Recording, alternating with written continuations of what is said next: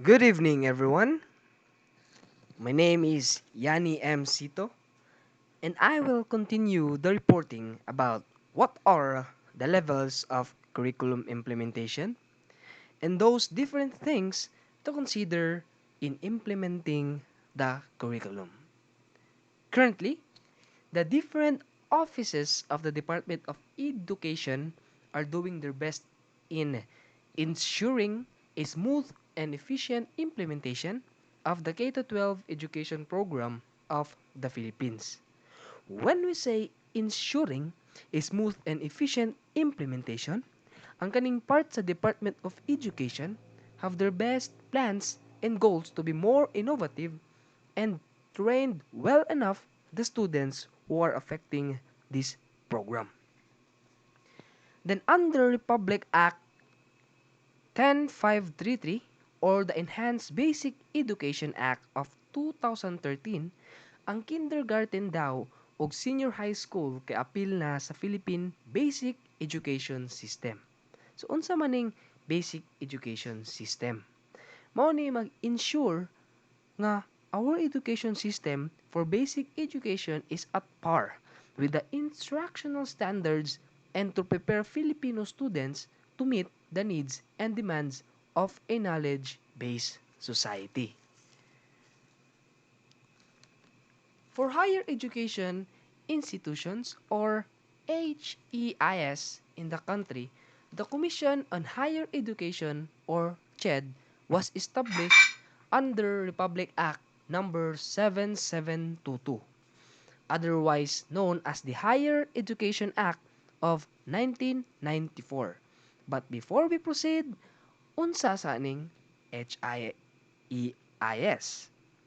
So, ang HEIS or the Higher Education Institution from the word higher ed, mga hawd ug bagtik ni ang mga nadiri like universities, colleges, and further institutions nga nag-offer and delivering higher education, including traditional universities and professionals-oriented institutions which are called the Universities of Applied Science or Polytechnics.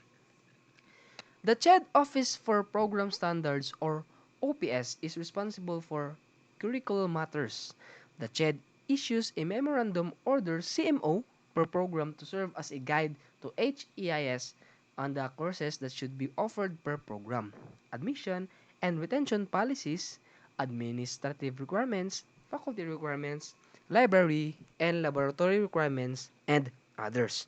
On the other hand, the Commission on Higher Education or the CHED has two levels: the central office, which is the national level, and the regional office.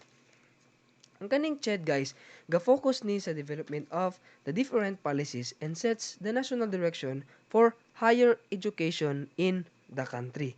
Ang mga experts in different academic fields and disciplines are invited to become members of different technical panels and technical committees to help them commission in the development of their CMOs for per program.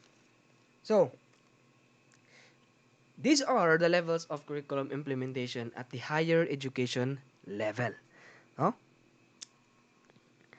From Commission on Higher Education or CHED national level to CHED regional office and also hantod maabot sa higher education institutions, colleges, professional institutes, and universities. So this means that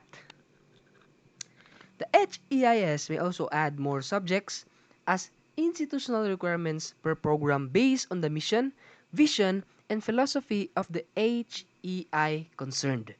For state universities and colleges, their individual charters guide their programs offerings. And mao ni siya ang process nga nagpakita dire sa inyong screen, no?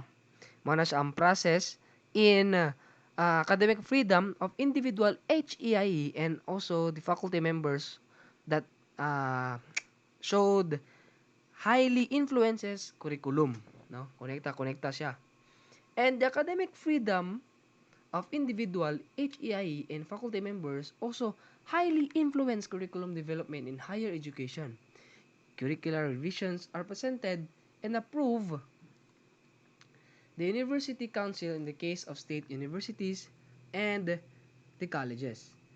And for private HEIS, the Curriculum Committee and the Council of Deans, presided by the Vice President for Academic Affairs, approve any curriculum proposal made in any department or colleges. No? So, ang each faculty member, no, whether in public or in private HAIE, may develops a syllabus for his or her subject guided by the faculty expertise and their academic freedom. No? The best example is ito ang syllabus diri na sa UM na 'di ba gahatag ang mga professors nato og mga syllabus to be for us to be guided, right?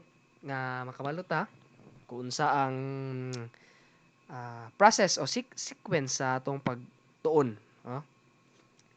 And for vocational and technical courses also, the Technical Education Skills Development Authority or TESDA is the government agency that prescribes the curriculum and other requirements for the implementation of the program. No? The best example is in senior high school. Di ba after senior high school is pwede na ta maka-work?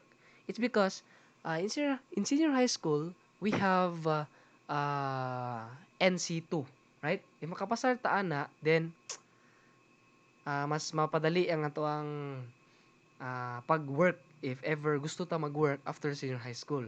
And na sila relation duha sa TESDA. Mao na siya ang mga government agency, no? Nga motabang sa ato ang curriculum or requirements to implement the students to to have a job, no? Already. So, in implementing the curriculum, these are the things to consider, right? The first one is the government requirements. So sa government requirements, na include diri ang mga ah, policies, mga guidelines, memoranda, the Department of Education, Commission on Higher Education, and etc. And these are the competencies required by the board exam are also considered, right? Kani sa government requirements is mo ni siya mga essential and vital requirements, no, sa government. Mo ni siya naipon siya diri tanan. And the second one is the school philosophy, vision and mission and core. So nabilong diri, no, must be considered at the school level, especially when selecting the specific contents and learning experiences for all students enrolled in each program, no? So dapat natay mission and vision and also core, no, competencies when we have the subject, no, nga ato ang ginatuonan dapat makabalota unsa ang mga angay natong buhaton, mga ana, mga plans and goals, no. The third one is the learning environment. So learning environment includes the various school facilities required for the implementation of each program. Now, these facilities include laboratories, classrooms, libraries, sports facilities, etc. No? Na nabilong sa inside the school, no? Mga learning environment nga dapat naa, no, sa eskwelahan. Dali ra kay matun-an nato o magamit nato when we have some activities or we have research like mana Nadia. And the fourth one is the needs and demands of the society. So these are the needs that the curriculum must respond to. No? Curriculum can address these needs and demands in the macro level by adding subjects or contents, or in the local school level by integrating specific competencies in the various syllabi for each course. No? Sa needs and demands, sa isa ka school, we have always the uh, proper or full capacity, no, nga makatuon, right? Og makuha ang dapat makuha sa estudyante. Naman tay mga mission, vision, or napod tay mga plans and goals, no, nga dapat mo ni ang makuha sa estudyante, dili lang kay kanang murag wala lang tarunga or ana. And para sa aning needs of the students. Why? Because the needs of the students also have the interest and considered when the school develops academic policies in the preparation of course syllabi. Oh? the needs of the students dili nila makuha if og dili pod makuha sa isa ka society ang needs and demands, no? And another society is ang mga professors, ang mga universities, no? Wala siya ang mga nabilong din na. And also the faculty expertise, no? The faculty is considered as most important assets or each school. Why? Why it is important? Because faculty expertise, dili na bilong ang mga teachers na to. Right? Right? Tama ba? Why? Because they also play an important role. The implementation of the curriculum, not just only curriculum, but also the learning, the knowledge, and the proper way of teaching. Yeah? And the last one is the changing nature of knowledge. And it includes of theories and research from different areas in professional organizations in the academics that are also influential in the implementation of the curriculum. And it could result to the integration of important topics or subjects and additional facilities, right? So therefore, at any level daw of the educational bureaucracy, the success of curriculum implementation can be attributed to how curriculum leaders and workers planned, designed, and developed the implementation of the curriculum. So that school resources and the implementers at the school level are also contributory to the success of curriculum implementation. That's all. Thank you.